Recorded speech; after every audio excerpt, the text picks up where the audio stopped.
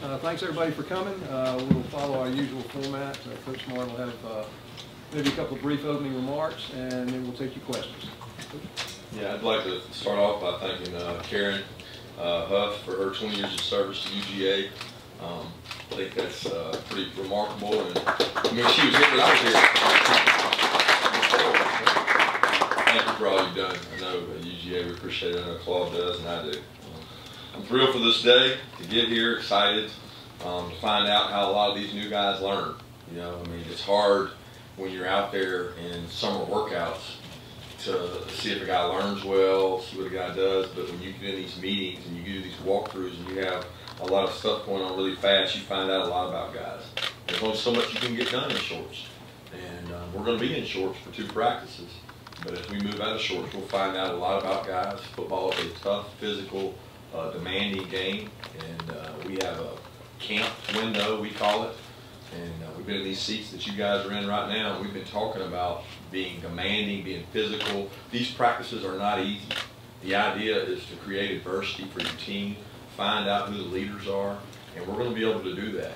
You know, not necessarily right away because you've got shorts on, but as you move into it, you get into scrimmages, you move guys up and down the depth chart and find out where they, how they respond to things and how they react. But I would be remiss if I didn't say something about the summer plan. I think so many people, the summer program goes unnoticed, and I think the people behind the scenes in that, Scott Sinclair, Ed Ellis, Aaron Fales, Rodney Prince, and Jameel Walker, our strength staff, those 5 guys, I think, do a tremendous job. And that goes kind of unnoticed, uncovered, but not by us as coaches. You know, our coaching staff spent a little more time this summer with our players, maximizing the time we could be with them. You know, some staff choose to not be out there with them at all. Some choose to be out there more than others. But for the things that we were allowed to be out there for, we were there because we felt like there's 20 to 25 guys that are going to be impacted our roster this year to be able to play and help us. So we wanted to see those guys work early on. We were able to do that. Now the next step is, can they learn? Can they do the things? Can they play physical and move around? We certainly have some goals for this camp. You know, the areas of concern and areas of improvement for us, special teams will be number 1. We're going to try to change some things up special teams wise. As you guys know, from a quality control standpoint, Scott Fountain has joined us, who I think did a tremendous job over at Auburn, always has. He brought a lot of insight to our coaches, and he's going to help us be a better special teams just in practice, organization, and things we do. But we have to improve in that area. You know, we counted, I think we had I want to say it was 250 snaps on special teams played by true freshmen last year. The question becomes, can the true freshmen this year unseat some of those guys or create a competitive environment to make each one of those better? We've got to improve in our kicking units.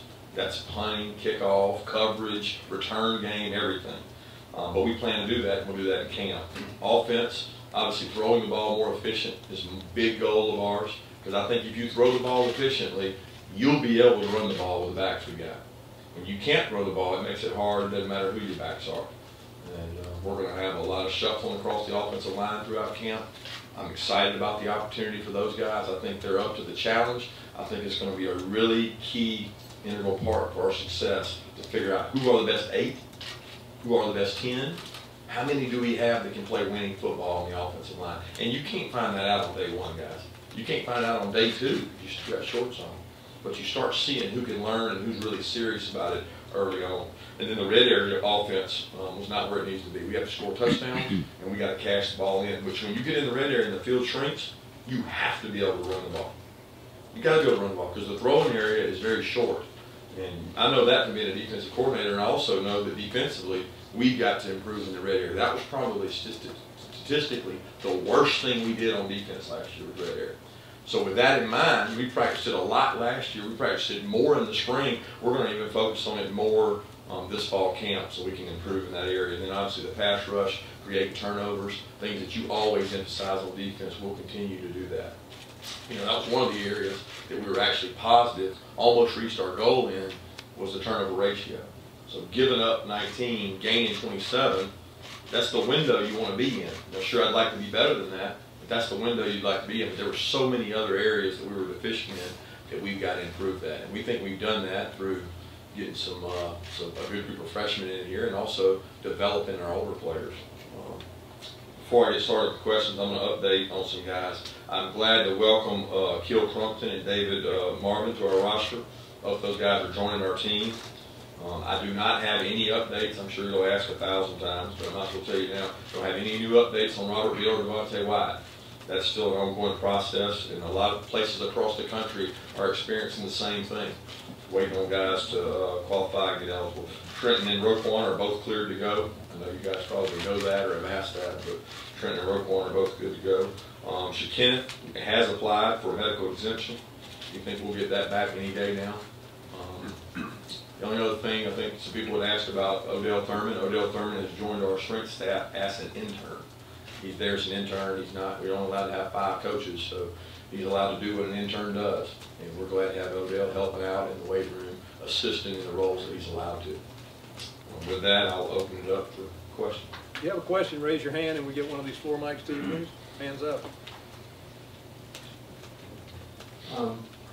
Kirby, on Kill Crumpton, how did you guys discover him? Kind of a JUCO guy, not well known, and is it fair to compare him? I know I've seen some people trying to compare him to Isaiah McKenzie. Does he fit that role? Yeah, that's, you know, we combed the country looking for an elite returner. We didn't feel like we had an elite returner. We really don't have any experienced returners. We lost 2 guys. You know, Isaiah had done it so long and weren't really expecting to lose him. So when that situation arises, you try to fix your roster as fast as you can. I certainly think that Terry Godwin is very capable. He's got great hands. He's got some of the best hands and judgment I've ever seen on a receiver in Terry. So I have no concerns about Terry as a possession guy catching the ball. Still to be determined whether he's an elite returner. We're going to give him an opportunity to compete for that position, and that's one of the things special teams wise we're trying to do different this camp. We're probably going to do some live returners to find out on those guys. We can't test them September 2nd. We got to find out before then. But we identified him as a guy that we thought was a really good player. Of course, we watched tape on him and thought he really did a good job. He was not going to be eligible for the SEC unless he took math at his home college out there in California, so he was able to do that. And we think that he upgrades our roster. He helps us. He's from Philly, where we've got DeAndre Swift and Matt Mark Webb. So both those guys knew him. We did kind of our character background checks, and we thought he could really help our team. So does he remind you of Isaiah? I think that's hard because we're just now laying our eyes on him. You know, we really hadn't got to see him other than tape. So I would be remiss to say now. I got to wait and see kind of how practice goes, and we put the pads on. He's built similar. Isaiah's pretty good, by the way. Raise your hand. Coach, I'm curious, you've been doing this for a while, so there's so much transition on your O-line, and obviously, you know, a lot of unanswered questions this close to camp. I know you're not sitting there thinking that you can't get it done. Tell me how you can get it done, losing that much experience, and have you had examples in the past of, you know, having a really young line but being successful? Well, I don't know that they're going to be really young. I think it's going to depend on how those 4 freshmen come along. I think inexperienced might be a better word, but not necessarily really young. We had 15 days of spring practice to watch the kids on our roster currently. You know, to see Ben Cleveland grow, Pat Allen grow, see Lamont move inside, Dashawn Sims play a lot of multiple positions. A lot of guys have started to come on and help. Solomon Kinley got a lot better. So those guys that we were able to get right there at the end, and as Ben doesn't count what Solomon did when we first got here, I got to see both those guys grow. You know, that class didn't have a lot of linemen in it like we wanted.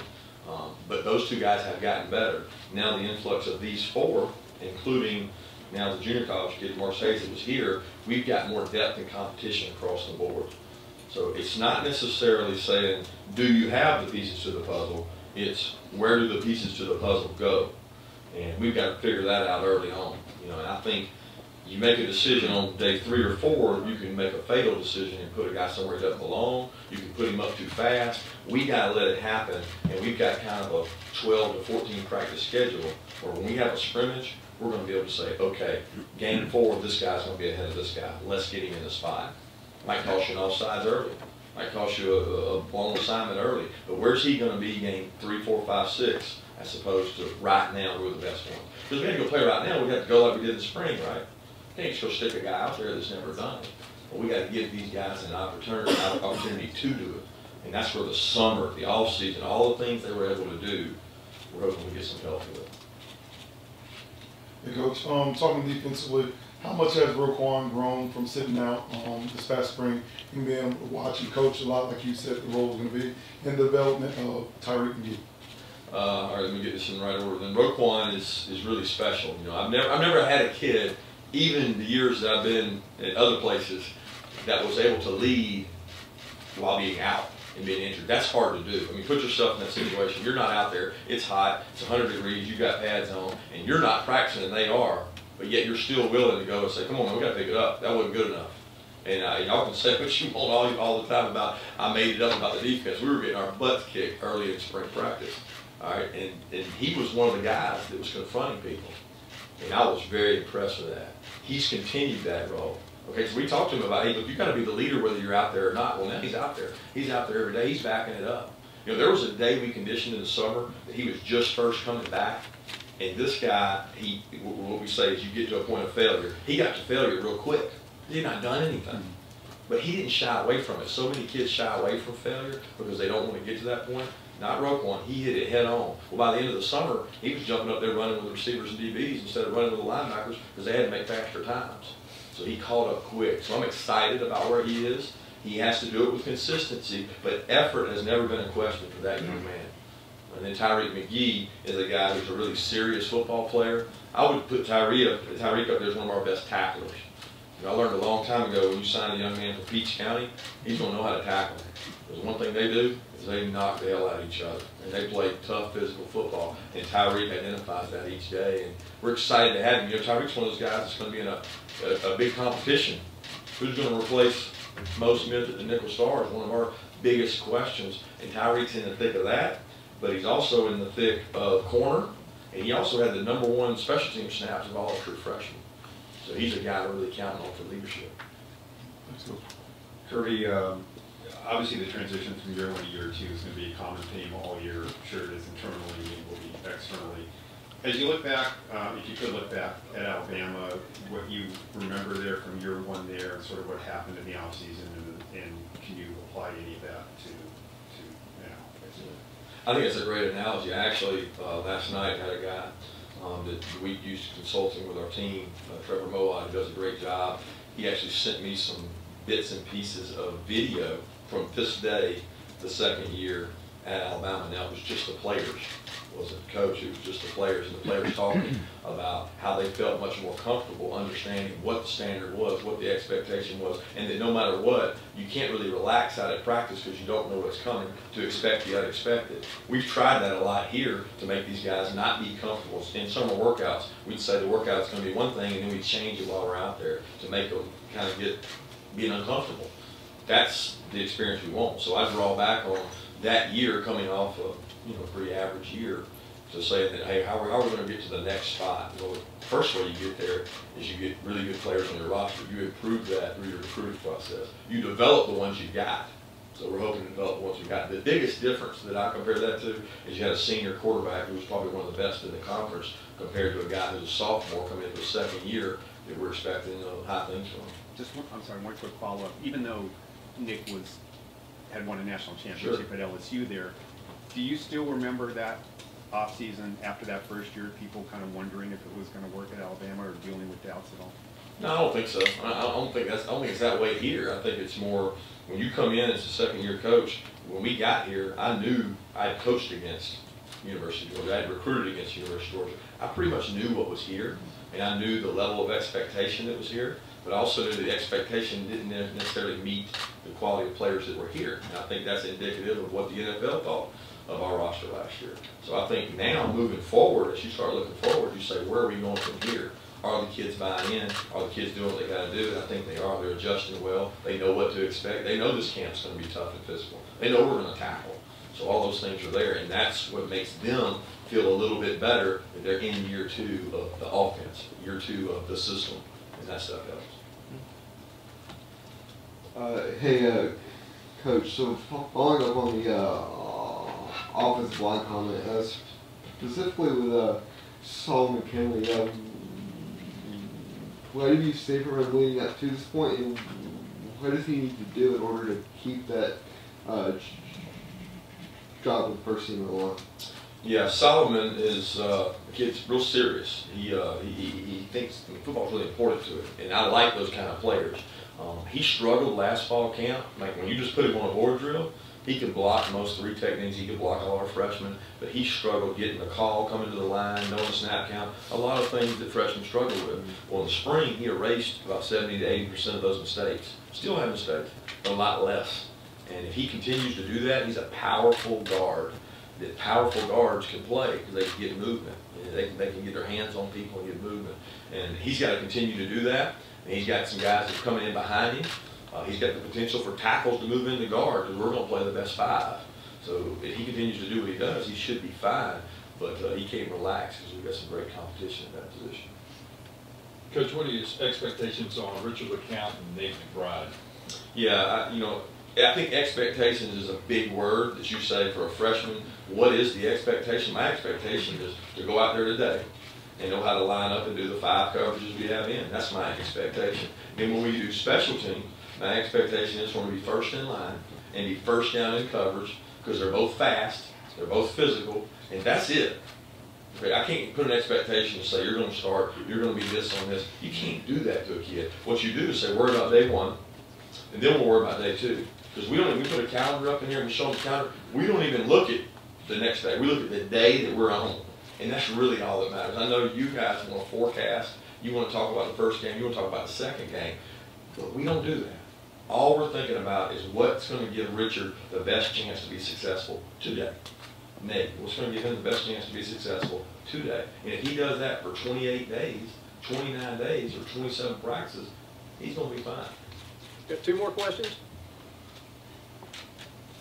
Kirby, when you look at the personnel you have entering this camp versus last year when you had quarterback question, you had running backs that were coming back from injury, and the defensive guys you have coming back now. I mean, how does it feel in that sense? I know you mentioned a laundry list of goals you have for this camp, but do you feel different in that regard? I don't think you ever feel different when you come into a season because every team's different. I mean, it's a different set of problems, different set of issues. I mean, like I said, our biggest concern is what are our areas of focus and how do we get better at them. I think every college football team has those questions, but they change year to year. You're right. Last year it was running back, uncertainty at quarterback. Now the running back thing is the last question right now. I mean, knock on wood, you got to stay healthy, but we got a lot of running backs. It's how do you use these guys? How do we get these guys the ball with efficiency and throw the ball and catch the ball? Because they can run the ball. That's not the question. The question is, can we get them in situations that we have successful box count numbers to help them?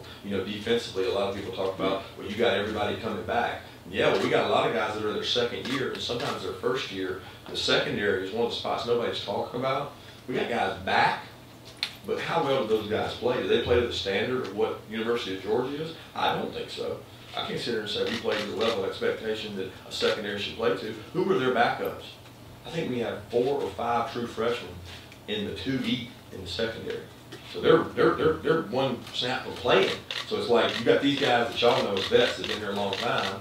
I mean, Dom, AD, Malcolm, DeAndre, those guys have been here a long time, played a lot of games. But the guy behind them just got here. So we have to be sure that we're developing those guys without holding the older guys back. And the older guys got to play better. Kirby, you mentioned the team's goals. Going into your second year as head coach, are there any specific things you personally are striving to improve on with your coaching? Our coaching, absolutely. I think the big demand for us is what can we do to do a better job helping our players be successful. To pinpoint one of those, the number one goal for me is to reach our goals. We have a goal on punt, we have a goal on kickoff, we have a goal on defense. For every statistic, we have a goal. We didn't reach many of those. Now, do you change your standard? Do you change your goals so you can make them? Or do you say, oh, well, we're not going to be very good in this area, let's lower it? No, the standard is what it is. And we've got to try to get to that point. But that's true in our coaching staff as well. Whether it's delegation of time, who's got what responsibility, all that's off-season stuff. Who's got what opponents, what your job is in the off-season. All those things have been delegated. And some are very similar to last year, some are different. But in each, it is its own entity with each guy. So thank you, guys. Thank you. Reminder, players be at the top of the elevator, second floor.